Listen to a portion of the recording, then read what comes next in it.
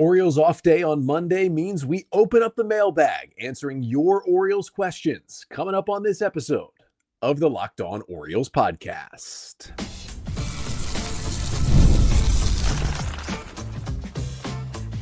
You are Locked On Orioles, your daily Baltimore Orioles podcast. Part of the Locked On Podcast Network, your team every day. Hey there, Orioles fans. Today is Tuesday, May 13th, 2025, and welcome back into the Locked On Orioles podcast, part of the Locked On Podcast Network, your team every day. As always, I'm your host, Connor Newcomb. And coming up on today's episode, we are opening up the Locked On Orioles mailbag. I've got 5 questions, all coming from you, the listeners, that I'm going to get to. We're going to touch on a potential extension for some Orioles pitchers. We'll talk about comparing the O's to the Dodgers on the pitching development side. We'll discuss how the roster will shake out as the Orioles get a little bit healthier for their position players. We'll talk about what the rotation could look like later this month. And finally, some minor league standouts for the O's so far in 2025. But that's all coming up on this episode of the Locked On Orioles podcast, which is brought to you by FanDuel. Right now, new customers can get $200 in bonus bets when your first $5 bet wins. So after the O's won the series over the Angels this weekend, had the off day on Monday before they start another series with the Minnesota Twins back at home tonight. But the off day means the mailbag is open. Thank you to everyone who sent in some questions. You can continue to send in mailbag questions. You can email me lockedonorioles@gmail.com. You can also put them in the YouTube comments here and make sure to like, comment, and subscribe to the Locked On Orioles YouTube page. You can also put a mailbag comment in the review section on Apple Podcasts. Make sure to subscribe to the show wherever you listen. Leave a 5-star rating and a review on Spotify, on Apple Pods. That certainly helps out the show. If you did submit a mailbag question and I don't get to it tonight, I will definitely try to respond to it via email, potentially hold it for a future mailbag episode. But let's jump right into it. Our first question of the day comes from Justin via email, who says, you've talked about Zach Eflin being a great extension candidate for the Orioles. Would you also add Tomoyuki Sugano to that extension conversation as well? And yeah, even with Eflin's injury being out for the last month or so and finally returning on Sunday, I'm still looking at, extension that looks something like maybe 3 years, $66 million for Zach Eflin, because he is an impending free agent after this 2025 season.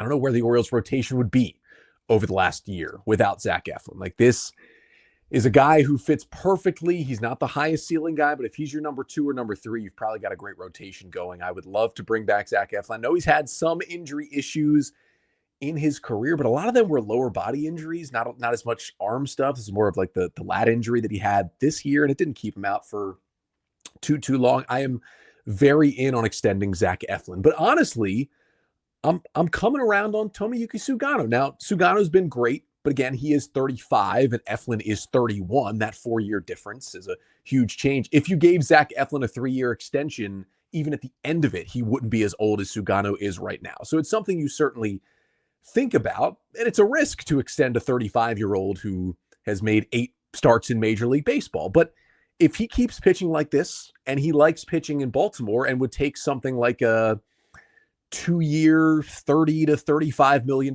deal, I would absolutely do that to get Sugano for age 36 and 37. And maybe by the end, he's not as good as he is right now. But if you get another good year out of him in 2026, that's an extension that is worth it. And we know some of what Sugano does is smoke and mirrors. It's not the greatest stuff in the world, but he throws strikes, he hits the corners, he mixes pitches, and he's been irreplaceable in this Orioles rotation this year. I mean, he's 18th entering play on Monday. Sugano was 18th in Major League Baseball in ERA, sandwiched between Logan Webb and Jacob deGrom on the ERA leaderboard in baseball is Tomoyuki Sugano. That's how good he has been. And an extension like that could help extend your reach into bringing more players from Asia to the Orioles. It's not something they've done a lot of in their history. Maybe if Sugano is going to be here for a couple more years, that can pull more players potentially from Japan to sign with the O's. And like, on one hand, he's got a better ERA than Yoshinobu Yamamoto, Hideo Nomo, and Kenta Maeda had through their first 8 MLB starts coming over from Japan. On the other hand, Sugano has 26 strikeouts this year. Those guys were in the 40s and 50s in strikeouts through their 8 starts. So he does it a different way, but it's been successful, and I would be on board with a short extension for Sugano.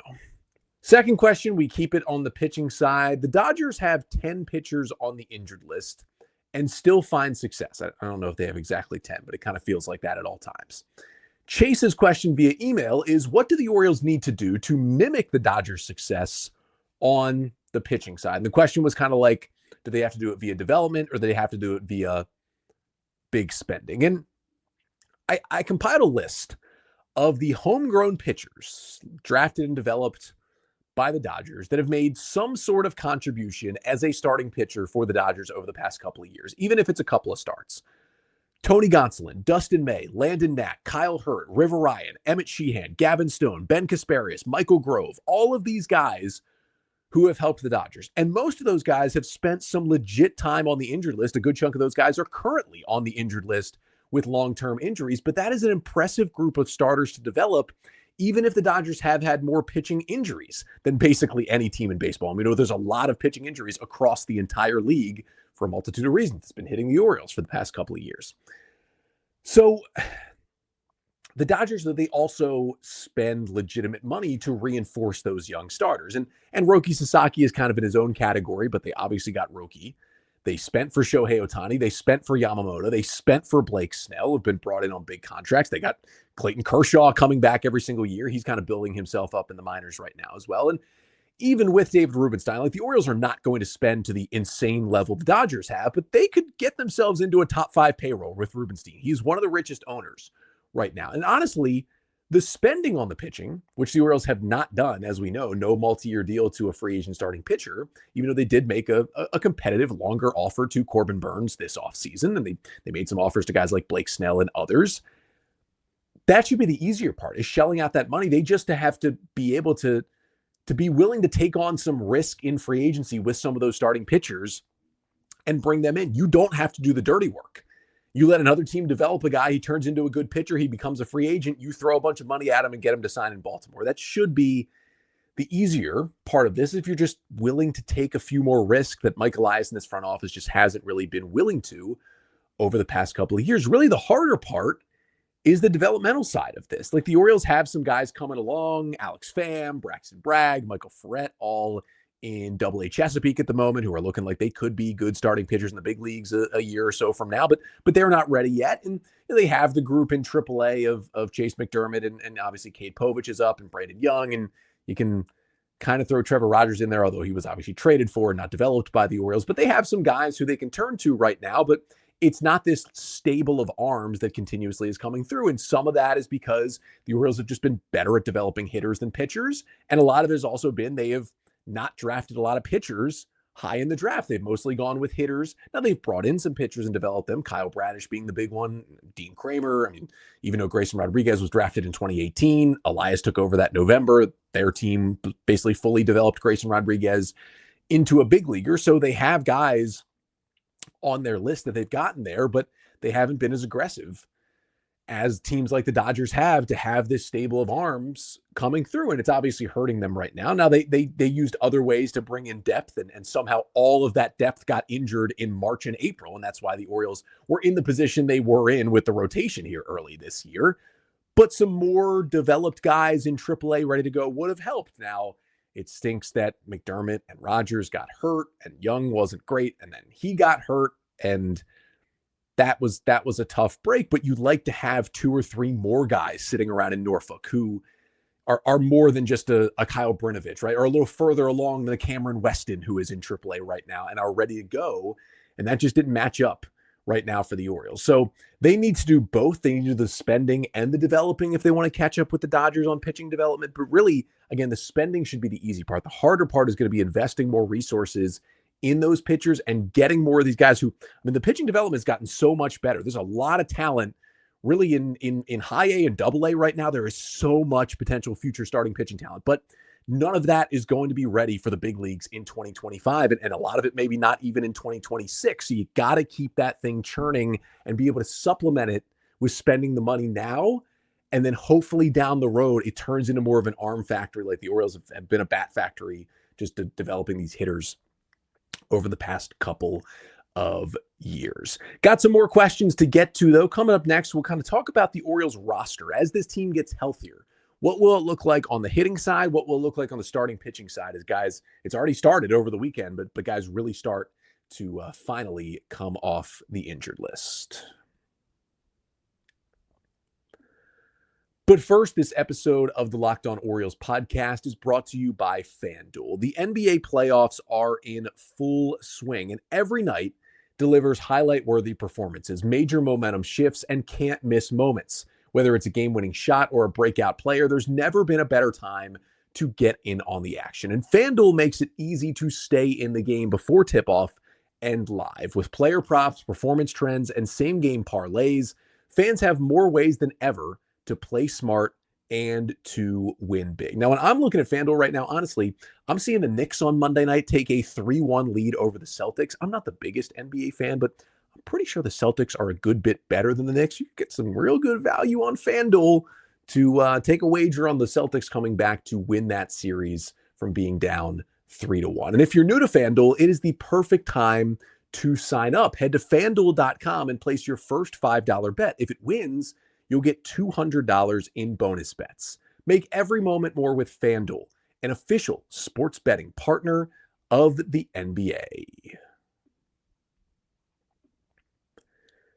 So we continue on with our mailbag episode here on a Tuesday. We move to our third question of the day. This one comes from Troy via email, who asks, how do you see the roster and the roster move shaking out, assuming all the position players get healthy and are activated off the injured list somewhat soon? And really, it is 4 main players who are on the IL position player wise that are going to be activated hopefully at some point in the next month or so.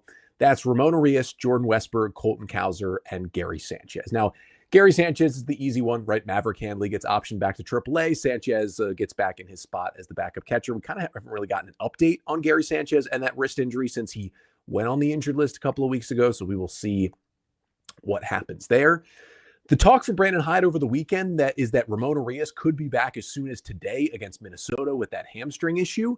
Now, I initially thought that would be when Kobe Mayo was sent down to AAA, but Mayo was actually optioned on Friday when Tyler O'Neill came back off the injury list. So my assumption is what I thought the initial move was going to be, which was Dylan Carlson being optioned back to AAA. He stuck around for the rest of the weekend.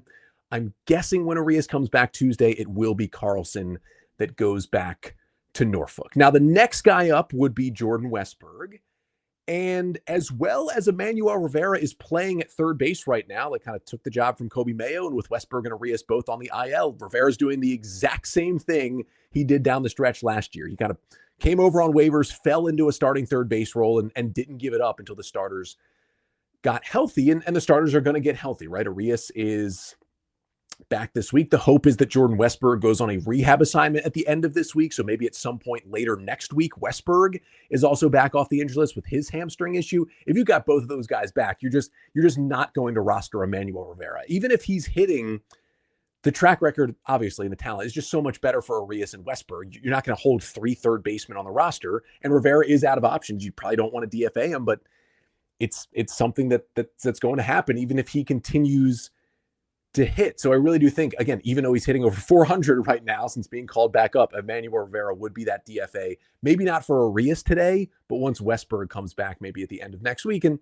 there's a better than even chance that Rivera cools off before then, because again, he's never hit anywhere else basically except for his short time in an Orioles uniform. Now, the last one would be Colton Cowser. Broke his thumb back in March. He's due to be back at some point in early June, so hopefully he is less than a month away from returning to the Orioles lineup. But that one gets a little trickier. Now, my guess would be, hey, someone else is probably going to get injured in the next month to open up a spot. But Troy's question is assuming everybody is healthy when Colton Cowser does finally get back. You'd already have a Rivera DFA. You'd already have Carlson and Handley in AAA. Cowser coming back if everyone were healthy would be the first time the Orioles would have a fully healthy roster this year, because even when Cowser was on the opening day roster, remember, it was Gunnar Henderson who started the year on the IL. And once Gunnar was back, Cowser had already gone on the injured list himself. So they never had the full team together at any given time. Now, my argument would be that would finally be the time in early June to just DFA Jorge Mateo. I mean, even if he even survives that long, right? He's barely playing. He's playing once a week, maybe against a lefty. He's pinch running a little bit, but there hasn't even been that many spots the Orioles have used him in. He's kind of just rotting away on the bench. You bring back Colton Cowser, you DFA Mateo, you got more guys on the roster. Who you are using actually from time to time, we know when they use Mateo, he doesn't really do anything, especially at the plate. But I will say the Orioles, I've given up on most of this because they continue to roster Jorge Mateo, and Heston Kjerstad has not been good. Now, there's still 3 weeks at least before Cowser would come back for Kjerstad to turn this around. But with Cowser out, and then especially when Tyler O'Neill went on the injured list, it was time for Kjerstad to play every day. Righties, lefties, it didn't matter. He was pretty much out there. This is Kerst. I mean, he got called up in September of 2023. This is his first real runway to be an everyday player for the Orioles. And the hope was that he would take it and run with it, or at least be solid. He has not done that at all. Heston Kjerstad entering play Tuesday, a 63 WRC plus, a 30% strikeout rate to a 2% walk rate in 103 big league plate appearances so far this year. This is not good. Again, he's got at least 3 more weeks before Cowser comes back, and hopefully Kerst, I mean, he has the talent to turn it around, so hopefully he does. But man, oh man, if Kjerstad is still looking like this come early June and Cowser's ready to come back, I'd still be down with just DFAing Mateo, but the Orioles would have every right to say, hey, Heston Kjerstad has options. He's been terrible. Let's send him back to AAA for a little bit. Cowser gets his playing time. Mateo remains in his bench spot. We'll let Kjerstad stay in Norfolk for 3 weeks, try to figure out how to hit again. And then maybe then, we get to July and there's another opening or another injury. Or maybe then we think about making the Mateo move. But if Kjerstad doesn't pick it up, they're going to have a reason to potentially make that move. And honestly, if he doesn't pick it up, although I'd rather see it be a Mateo DFA, my guess would be it's a Kjerstad option. So when everybody's healthy, right, Arias, Westberg, and Cowser all come back, my main lineup guess would be that Holiday's still hitting leadoff and playing second base. Adley's catching, hitting second. Gunner's at shortstop, hitting third. Then gets a little murky, kind of what you do righty lefty. I'm going to believe in Tyler O'Neill. I'm going to put him fourth in right field. Then you got O'Hearn DHing, hitting fifth. Westberg at third base, hitting sixth. Cowser in left, hitting seventh. Mountcastle at first base, hitting eighth. Then Cedric Mullins, who was hitting leadoff for a while, back in the 9-hole in center field and kind of that everyday lineup. If the O's are facing a lefty, that's a lot of lefties in there. So that's when you would see some Ramon Arias and some Ramon Laureano if those guys both continue to hit. But that would kind of be that main lineup I would roll with if hopefully this team does finally get fully healthy at some point here. Fourth question comes from Abby via email, who asks, once the depth starters get healthy in AAA, what would be the best starting rotation for the Orioles to employ by the end of the month of May? So Abby kind of assuming that, those depth starters, Trevor Rogers and Chayce McDermott, and assuming by the end of May, they are both ready to go. Now, Trevor Rogers had the knee injury in the offseason. He technically ended his rehab assignment on Saturday. 4 solid innings. Fastball was up to 94. He threw 70 pitches. It was his 4th start of the year, made 1 in AA and now 3 in AAA. So he has technically just been optioned AAA. He is no longer on a quote-unquote rehab assignment. Chayce McDermott, who had the lat issue in spring training that shut him down, right now the Orioles' top pitching prospect, who made his 1 big league start last year, he has also technically done his rehab assignment. He's made 3 starts in AAA. His fastball is up to 95. He threw 65 pitches in a good start Friday night in AAA, the last time he was out there. So we'll most likely see both Rogers and McDermott again sometime this weekend for Norfolk. And if both of them can push up towards 80 pitches, I would call them quote unquote ready after they each start this weekend. So basically by the end of May, I would say they are ready to go. And right now in this rotation, you're locking in Zach Eflin, number 1, Tomoyuki Sugano, number 2, and then Dean Kramer, who's been incredible his last 2 starts, you lock in as number 3. Now, the Orioles can't go with a 4-man rotation anymore. They don't have any off days. I think they play 16 consecutive days starting tonight, so you need 5 starters. Currently, Cade Povich and Kyle Gibson are in the final 2 spots, but honestly, as bad as he's been, I think Charlie Morton is a slightly better option than Kyle Gibson right now. I mean, they've both been horrible, but I think Morton's a little bit of a better option. I'd still give Cade Povich some runway to figure it out. He's shown flashes. He was so good in September of last year. He's got much more experience than some of these other guys, but Like if Chayce McDermott's healthy, I would much rather see him than Kyle Gibson be the Orioles' number 5 starter.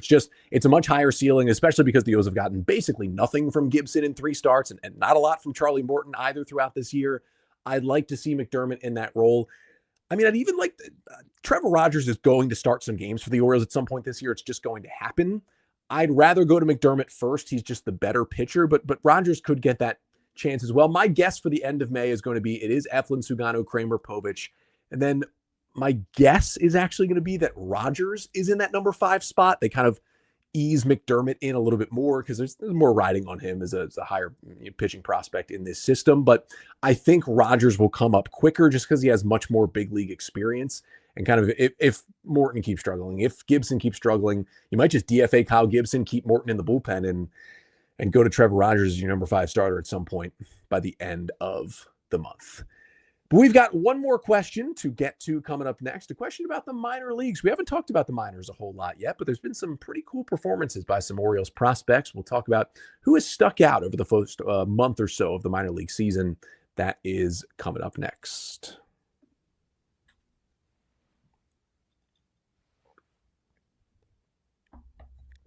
So we've got our final mailbag question of the day. This one comes from Calvin via email, who asks, which minor league players have impressed you the most this season? So good question from Calvin. There's a lot to get into. If you want to see further breakdowns of the minor league system, check out Orioles on the Verge. They do a great job, that podcast over there, breaking down all things minor leagues. But I'll take 3 hitters and 3 pitchers who have really stood out to me in this minor league season. First hitter, let's start with Creed Willems. Remember the high school catcher? Orioles gave him $1 million bonus, drafted him in the 8th round of the 2021 draft. It was a bit of a slow start for him for his minor league career, but he was an 18-year-old catcher playing with guys in their 20s, and his breakout year seems to be happening right now. Entering play Tuesday, Willems is slashing .287, .360, .555 in Double-A Chesapeake with a minuscule 15% strikeout rate. He's got a 144 WRC plus. It's the lowest K rate of his minor league career and basically the highest everything else offensively.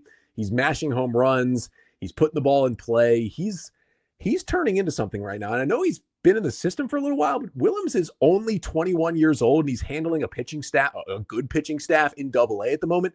He's not going to be an Oriole this year and maybe not even next year, but at some point in 2027, maybe even the end of 2026, like Creed Willems could sneak his way, even with Basayo and Rutschman in the fold.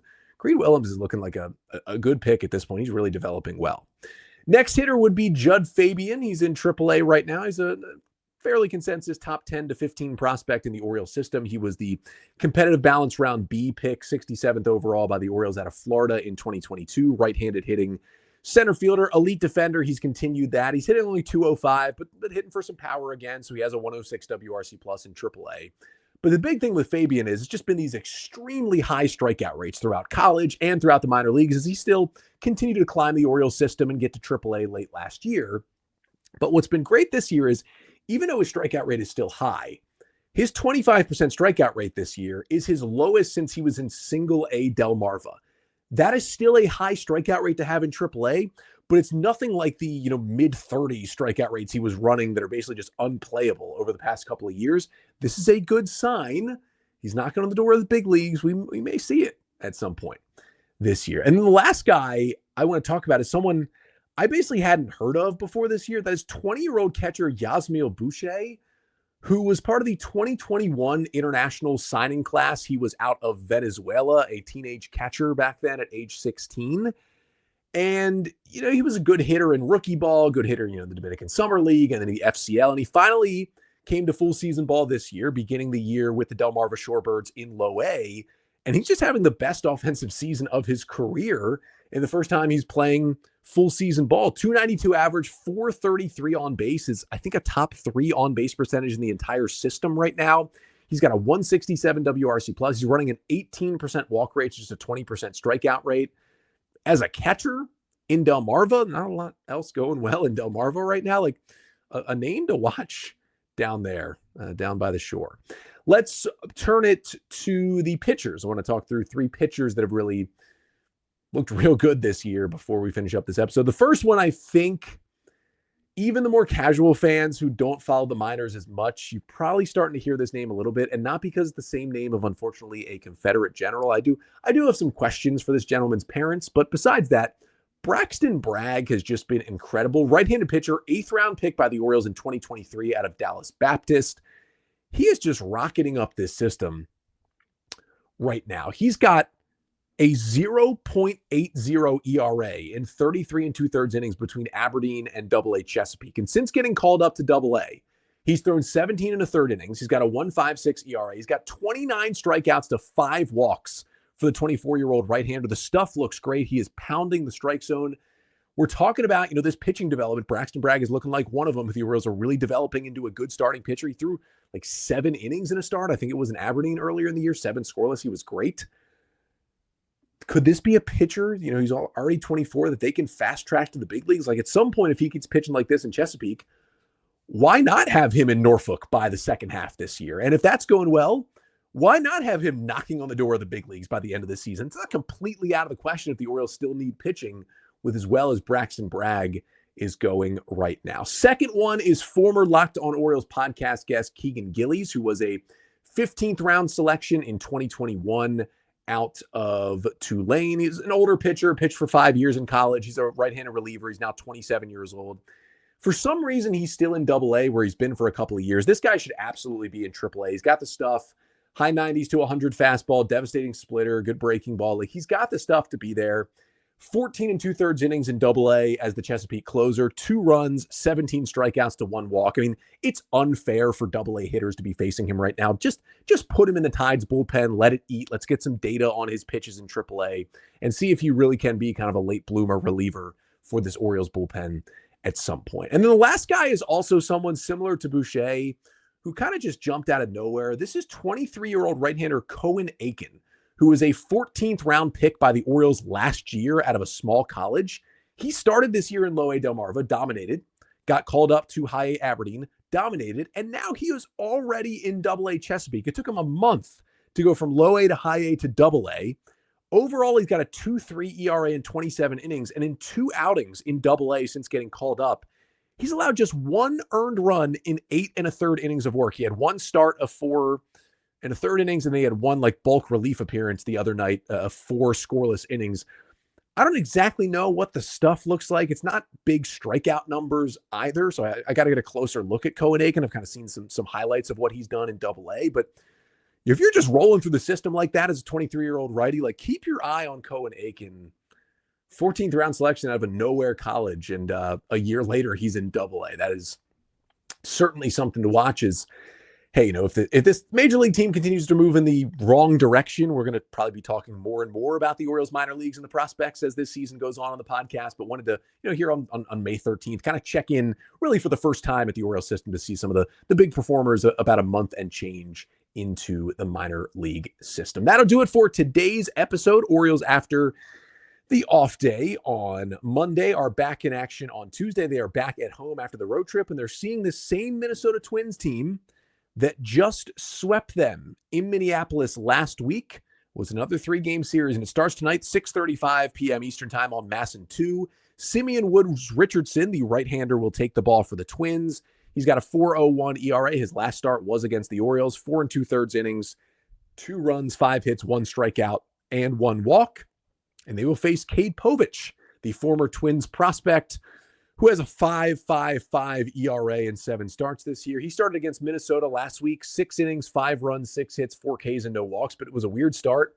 He gave up all 5 runs in the 3rd inning and otherwise was pretty much perfect on the mound. So, Cade, let's just eliminate the bad inning and we'll have a good start against your former organization. Now, I will actually not have an episode on Wednesday. I have a nice broadcast gig calling the MIAA Boys Lacrosse A Conference semifinals at Navy Marine Corps Memorial Stadium, which you can watch on YouTube if you would like to get some more Connor Newcomb. But because of that, calling 2 games Tuesday night, will be out late, just won't be able to get back, record a podcast, get to work the next day, all that good stuff. So no podcast Wednesday discussing Tuesday's game, but the Orioles do play again Wednesday at 6:35. It's Bailey Ober versus Dean Kramer.